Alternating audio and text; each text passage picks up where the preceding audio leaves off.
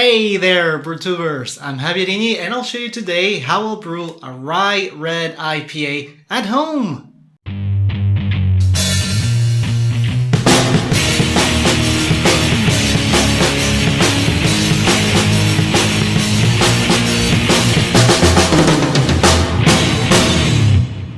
Hey there everyone, I hope you're having a fantastic week so far. It's Friday for me, so I'm certainly having a good time now. Today I've got several things for you, as usual.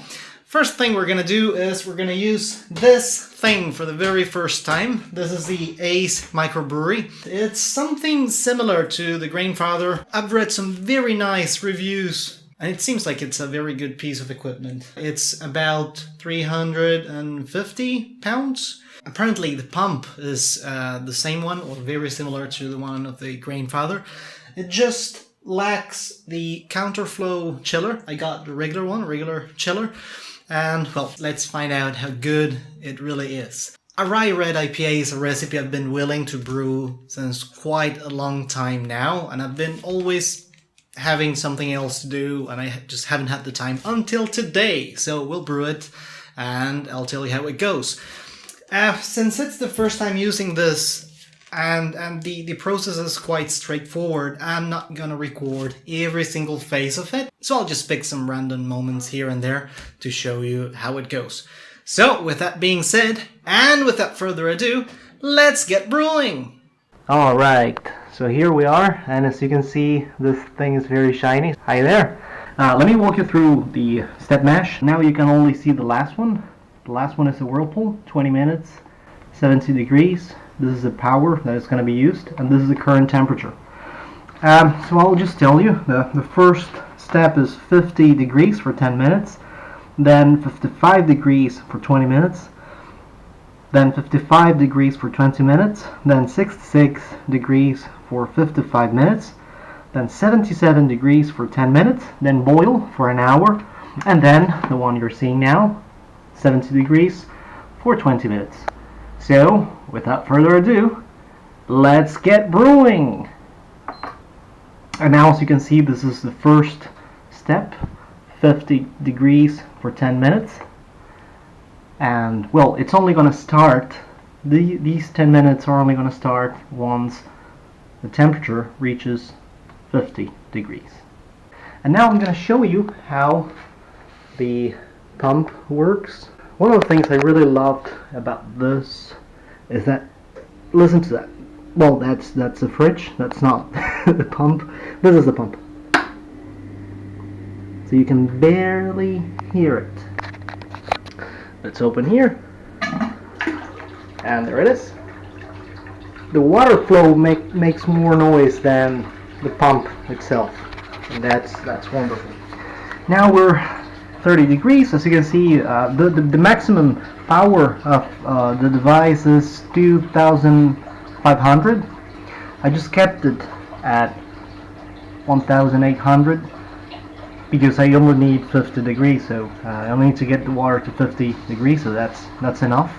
And as you can see, it's really quick in heating up the water. So I'll be back once we have the temperature that we need for the first step, and I'll be adding the grains.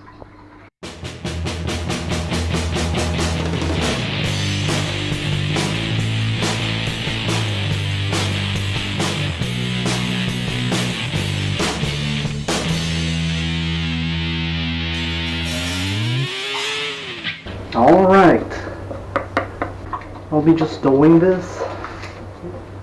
I want to avoid any dough balls, grain balls, because I want to get maximum efficiency out of this beautiful beer. One thing that everyone does, but I haven't, is a lot of people attach a tube here, so that when recirculation starts, it doesn't basically splash on top of the mash. But I haven't bought the tube yet, so it will splash. Cross my fingers, it doesn't affect anything. So yeah, before I'm gonna put the lid on, and now we can just start the recirculation.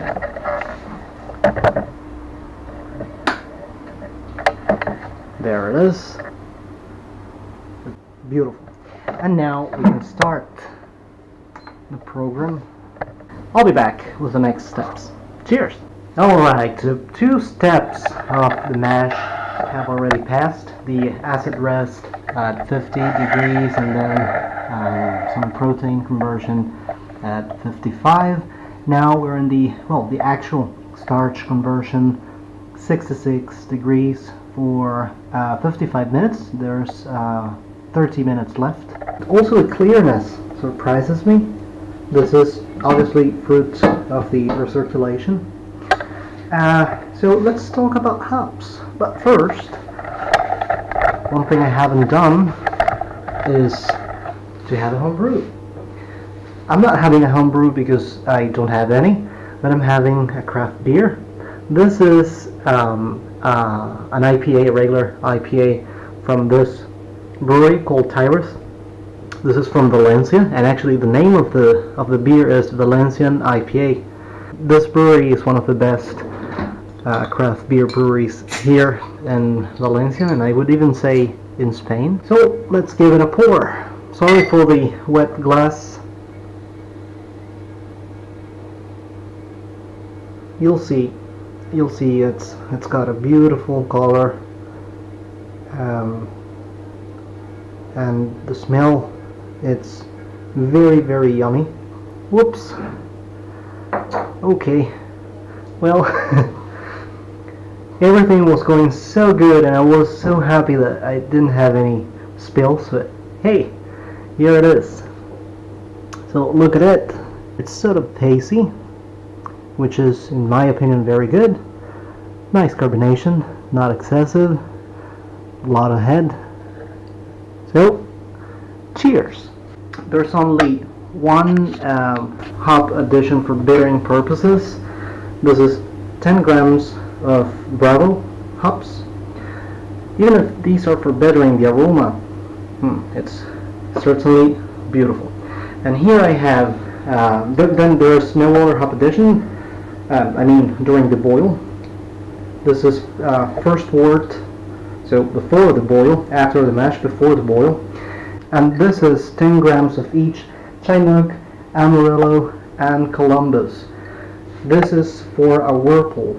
So only first wort, whirlpool, nothing in the middle. Alright, so now the mash is over, and that means that the boil starts now. Well, the ace is gonna make the wort boil. So in the meantime, it's sparge time, and also it's first wort hop addition. So here it is, 10 grams of Bravo. But they'll have to go in after I pull out the basket. I'm gonna take my time. It's as I usually do with the brew in a bag method. I'm just gonna take my time and do it very patiently to make sure that we get all the goodness out of these grains. And well, I'm expecting to have very good efficiency. They say that this is a lot better than brew in a bag for efficiency. I really can't complain about the efficiency rate I was getting in my good old brew in a bag method. I was getting, for your information, close to 90% efficiency. That's extremely good. So let's see how it goes. And well, one thing I forgot to mention when we were talking about hops is dry hopping. And well, of course there is dry hopping in this beer. The recipe's down there in the description as always. Oh, almost forgot. It's time to add our Bravo hops. Alright, in they go. And that was the brewing day. One thing I forgot to mention, and I also didn't record it, was the yeast that I used. The yeast that I used is a slurry I kept from the Mosaic American Pale Ale. It's been in the fridge since quite a long time now, probably 3 to 4 months. The good thing is that I recently rebrewed my vanilla espresso stout, and I used the slurry I kept from the first one, the very first one. I was more or less 6 months in the fridge, and it worked like wonder. Now I'm on my third batch of that one, actually fermenting, and well, I said if that worked, then I'm gonna keep a hoppy slurry as well, and I'm gonna use it. So I think it's only gonna mix very well. I mean, imagine all the hops I have already added to this Rye IPA, in addition with a yeast that was fermenting a Mosaic Pale Ale. So I think it's only gonna be beautiful. For your information, it has already kicked off. It's less than 12 hours now, so it's only walking according to plan. For the next video, I'm not really sure if it's gonna be next week or not. I've got a very, very big news for you, and I'm gonna mix it with my 300 subscribers giveaway. The giveaway this time might not be a bottle of my beer, because all the beers I've sent from here, from Spain, to anyone in the UK, well, only 50% of them have reached their destination. And I'm really not happy with that, because they neither come back to me. So it's just lost beer. And I may say it's good beer. And a waste of money. So I'm really not happy with that. Probably it's going to be something else. I'm trying to figure out what can I offer you that is cool, and it's a symbol of me being grateful to you. So next video, I'll try to find out, and next video I'll let you know how to enter the raffle, the giveaway, or whatever you want to call it.